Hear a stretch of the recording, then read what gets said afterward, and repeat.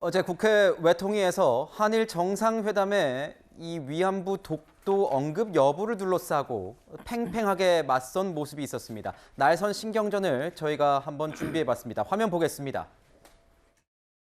지금 대통령께서는 피해자들이 전혀 동의하지 않고 국민들이 강하게 규탄하고 그리고 대법원 판결을 뒤엎는 해법을 가지고 일본을 가셨습니다. 저는 무슨 배짱으로 이렇게 가셨는지 모르겠어요. 이거 대한민국 대통령 맞습니까? 네, 저는 가장 드릴까요? 부러운 장면부터 얘기하겠습니다. 기하라 그건 세이지 불변의 일본 원칙입니다. 관방부 장관이 이렇게 얘기했어요. 독도, 위안부, 레이더 조사, 그리고 수산물 수입 규제 문제 등에 대해서 어떤 의견을 나눴느냐 하고 질문을 하니까 독도 문제가 포함됐고 위안부 합의에 대해서 착실한 이행을 요구했다고 했고요. 의원님, 독도 문제 포함된 적이 없습니다. 저 일본 말을 믿으십니까? 한국 정부 말을 믿으십니까? 일본 정부 말을 믿으십니까? 저는 일본 정부 말도 믿고요. 네, 일본 정부의 공식 브리핑을 믿습니다.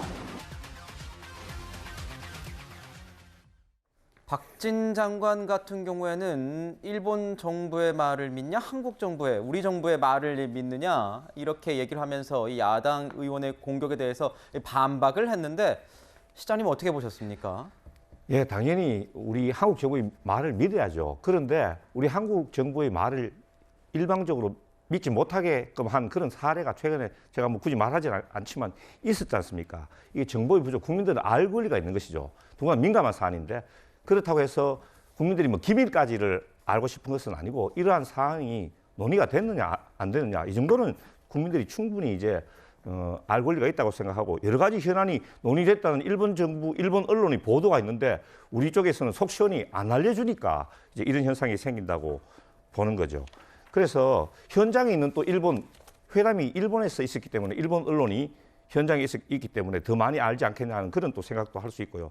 우리 대통령께서도 요미우리 신문하고는 구면에 걸쳐가지고 그렇게 자세한 문답을 하고 소통을 하셔놓고는 왜 이런 또 문제에 대해서는 속 시원하게 설명을 해주지 않느냐 뭐 이런 생각을 충분히 할 수 있는 거죠. 그리고 또 한 가지는 뭐냐 하면은 지금 일본 정부에 대해서 크게 통 크게 양보를 하셨다고 하는데 좋습니다. 일본 정부에 대해서 크게 양보를 하셨으면 일본에서도 크게 얻는 것이 있어야 되는데 그게 지금 나오지 않으니까 국민들이 답답해하는 것이고요. 그렇지 않습니까? 그래서 또 한 가지 또 더 덧붙일 것은 일본 정부를 향해서도 통 큰 양보를 하셨으면 야당하고도 한번 협치를 통 크게 한번 하시라 이런 말씀 한번 드리겠습니다. 네.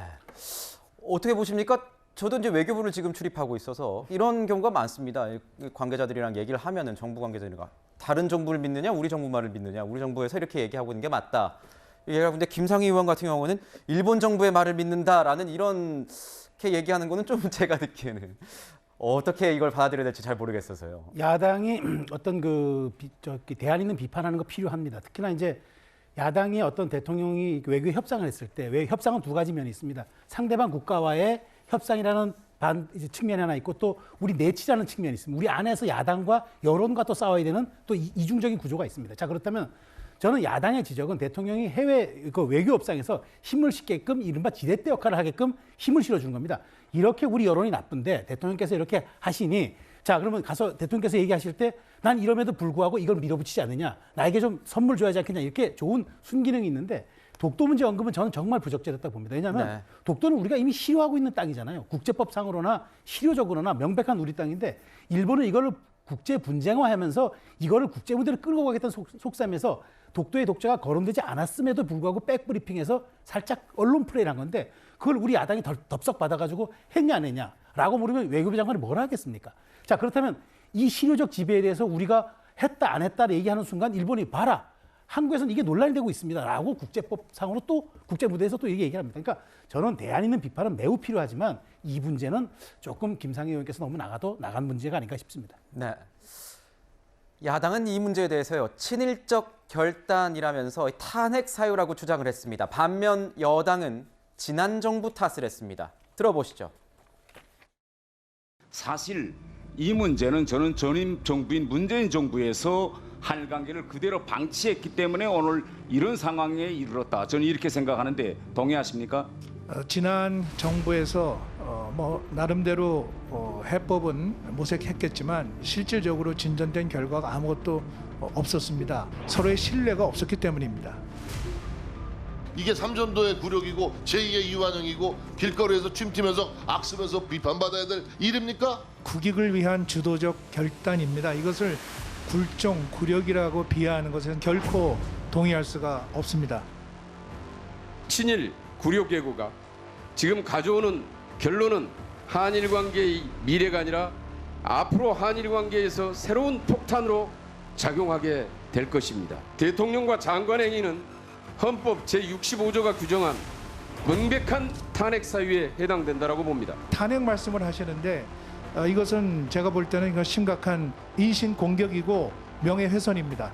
정부의 정책 판단은 탄핵 사유가 아닙니다.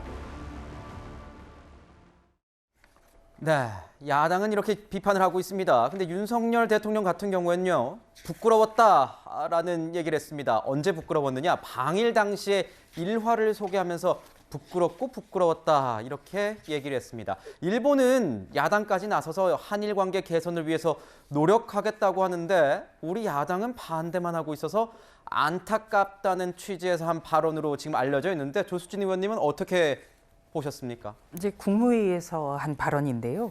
일본의 제1야당인 입헌 민주당 지도부를 만났더니 우리가 한국 야당을 설득하겠다 이랬다는 거예요. 그걸 보고 대통령 부끄러웠다 이런 느낌을 말한 겁니다. 외교와 안보에 있어서는 초당적 협력이 필요하거든요. 그런데 네. 김상희 의원 같은 경우는 첫 여성국회 부의장을 지낸 대표적인 여성 중진, 여성 정치인이에요. 그런데 일본 측의 말을 믿겠다. 우리 대통령실이나 우리 정부 얘기는 못 믿겠다. 이것이 과연 김상희 의원이라는 대표적인 여성 중진 정치인을 국민들이 어떻게 바라볼까? 저는 그렇고요. 그리고 1998년에 김대중 대통령이 일본을 방문해서 일본 천황이라는 얘기를 3번을 했습니다. 그러면서 경제와 안보 협력을 위해서 미래를 내다봐야 된다. 이것이 김대중 오부치 선언의 골자예요. 그렇다면은 김대중 대통령을 계승했다는 더불어민주당 의원들은 김대중 대통령을 그러면은 친일파로 봐야 되나요? 저는 이걸 잘 모르겠어요. 그리고 노무현 대통령은 국익과 미래를 위해서 지지층의 반발에도 불구하고 한미 FTA를 성사시키지 않았습니까? 지금 발전적 계승을 하는 것은 어느 쪽입니까? 네. 더불어민주당은 국익, 미래 이것을 크게 바라봐야 됩니다. 네, 윤석열 대통령 같은 경우에는 어제 국무회에서도 야당을 겨냥해서 정치적 이득을 취하는 세력이다 이렇게 얘기를 하기도 했습니다. 자, 외통위에서는요, 여야가 노트북에 붙은 이 태극기를 놓고 굉장히 극한 대치를 이어갔는데 의미가 좀 퇴색되고 있지 않나 이런 얘기도 나오고 있습니다. 이승훈 부위원장님 어떻게 보세요? 저는 윤석열 대통령이 지금 외교 현실에 대해서 잘 알아야 될 것 같고 한국 정치를 잘 알으셔야 될 것 같아요. 지금 윤석열 대통령이 야당 대표 10개월째 한 번도 안 만나고 집권 내내 한 번도 안 만나고 있는데 무슨 어떻게 야당이 협조를 해줄 걸 바라죠? 그리고 이런 한일 외교에 있어서는 초당적으로 협력해야 되는 건 맞아요. 그러면 사전에 일본을 가기 전에 야당 대표에게 좀 설명을 하거나 아니면 일본 갔다 오셔서 잘 설명을 해서 알려줘야죠. 이런 게 없는데 무슨 초당적 외교가 될 수 있겠습니까? 제가 네. 한 말씀만 네. 드릴까요? 아이고. 여야 대표가 만났죠. 그리고 제1야당의 대표는 지금 검찰 수사를 받고 있습니다. 네. 그것도 아주 많은 혐의로. 알겠습니다.